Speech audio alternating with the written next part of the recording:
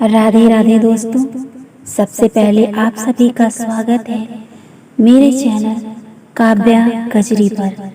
श्रीमन नारायण आषाढ़ माह में देवशयनी एकादशी से लेकर चातुर्मास तक देवता शयन निद्रा में रहते हैं। इस अवधि के बाद कार्तिक मास के शुक्ल पक्ष की एकादशी को देव उठनी एकादशी कहा जाता है। कार्तिक माह के शुक्ल पक्ष में आने वाली एकादशी तिथि को विशेष माना गया है। इस एकादशी को देव उठनी एकादशी के रूप में जाना जाता है, क्योंकि मान्यताओं के अनुसार इस दिन भगवान विष्णु 4 महीने के बाद योग निद्रा से जागते हैं। साथ ही इसे प्रबोधनी एकादशी भी कहा जाता है। देव उठनी एकादशी व्रत साल की बड़ी एकादशियों में आती है। इस दिन के व्रत का अलग ही महत्व होता है। अगर आप पूरे साल की एकादशी का व्रत नहीं कर पाते हैं तो साल में पड़ने वाली 4 बड़ी एकादशियों का व्रत करने से भी आपको पुण्य प्राप्त होता है। एकादशी व्रत कथा सुनने से आपकी संपूर्ण मनोकामनाएं पूरी हो जाती हैं। श्री हरि विष्णु की कृपा प्राप्त होती है। चलिए सुनते हैं देव उठनी एकादशी व्रत कथा। पहली देव उठनी व्रत कथा शंकासुर नामक राक्षस की है। शंकासुर ने तीनों लोकों में बहुत उत्पात मचाया हुआ था। तब सभी देवताओं के आग्रह करने पर भगवान विष्णु ने उस राक्षस से युद्ध किया और युद्ध कई वर्षों तक चला। युद्ध में वह असुर मारा गया और इसके बाद भगवान विष्णु आराम करने चले गए। कार्तिक शुक्ल एकादशी के दिन भगवान विष्णु की निद्रा टूटी थी और सभी देवताओं ने भगवान विष्णु की पूजा की थी। शिव महापुराण के अनुसार पौराणिक समय में दैत्यों का राजा दंभ हुआ करता था। वह बहुत बड़ा विष्णु भक्त था। कई सालों तक उसके यहाँ संतान नहीं होने के कारण उसने शुक्राचार्य को अपना गुरु बनाकर उनसे श्री कृष्ण मंत्र प्राप्त किया।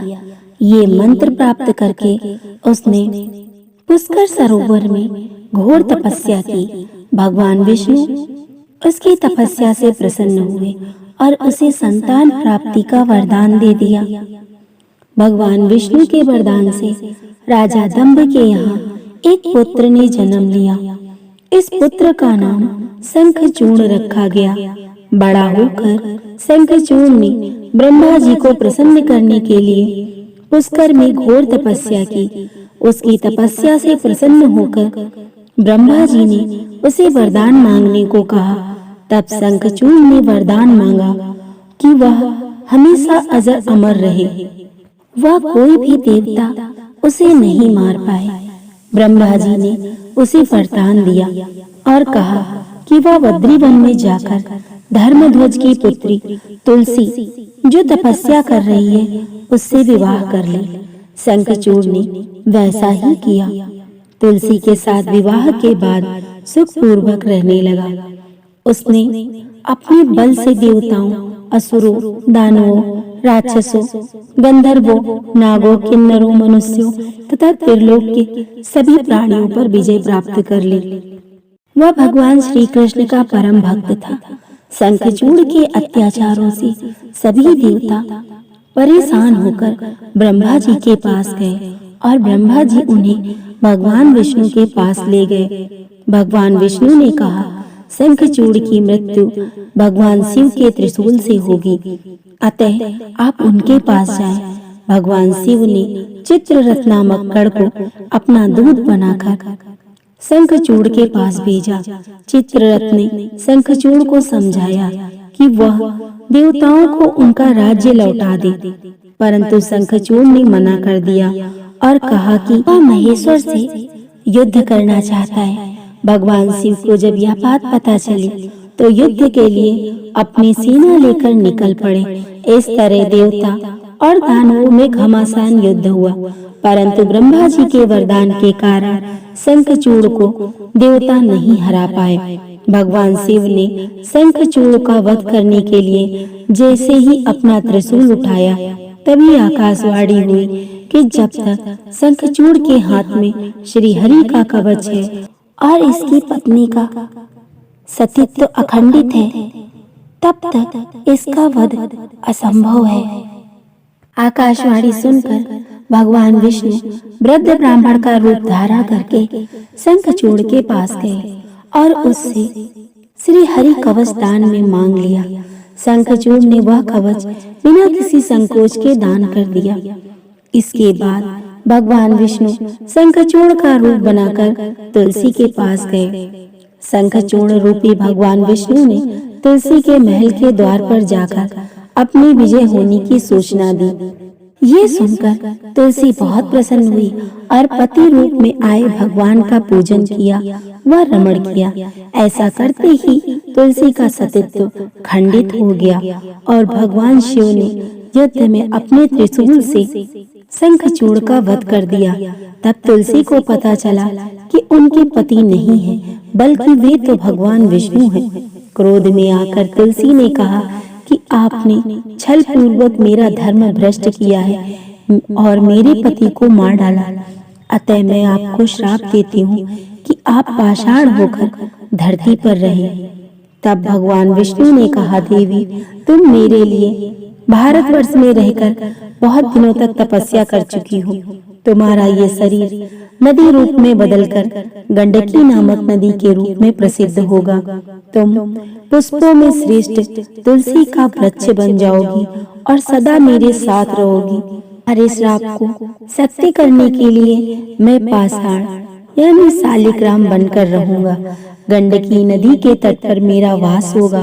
देव प्रबोधिनी एकादशी के दिन भगवान शालिग्राम व तुलसी का विवाह संपन्न कर मांगलिक कार्यों का प्रारंभ किया जाता है। हिंदू धर्म मान्यता के अनुसार इस दिन तुलसी शालिग्राम विवाह करने से अपार पुण्य की प्राप्ति होती है।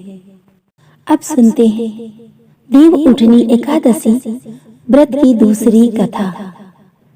एक राजा के राज्य में सभी लोग एकादशी का व्रत रखते थे। प्रजा तथा नौकर चाकरों से लेकर पशुओं तक को एकादशी के दिन अन्न नहीं दिया जाता था। एक दिन किसी दूसरे राज्य का एक व्यक्ति राजा के पास आकर बोला, महाराज, कृपा करके मुझे नौकरी पर रख ले। तब राजा ने उसके सामने शर्त रखी कि ठीक है, रख लेते हैं, किंतु रोज तो तुम्हें खाने को सब कुछ मिलेगा, पर एकादशी के दिन अन्न नहीं मिलेगा। उस समय उस व्यक्ति ने हाँ कर ली, पर एकादशी के दिन जब उसे फलाहार का सामान दिया गया तो वह राजा के सामने जाकर गिड़गिड़ाने लगा, महाराज, इससे मेरा पेट नहीं भरेगा, मैं भूखा ही मर जाऊंगा, मुझे अन्न दे दो। राजा ने उसे शर्त की बात याद दिलाई, पर वह अन्न छोड़ने को राजी नहीं हुआ। तब राजा ने उसे आटा, दाल, चावल आदि दिए। वह नित्य की तरह नदी पर पहुंचा और स्नान करके भोजन पकाने लगा। जब भोजन बन गया तो भगवान को बुलाने लगा, आओ भगवान, भोजन तैयार है। उसके बुलाने पर पीतांबर धारण किए हुए भगवान चतुर्भुज रूप में आ पहुँचे तथा प्रेम से उसके साथ भोजन करने लगे।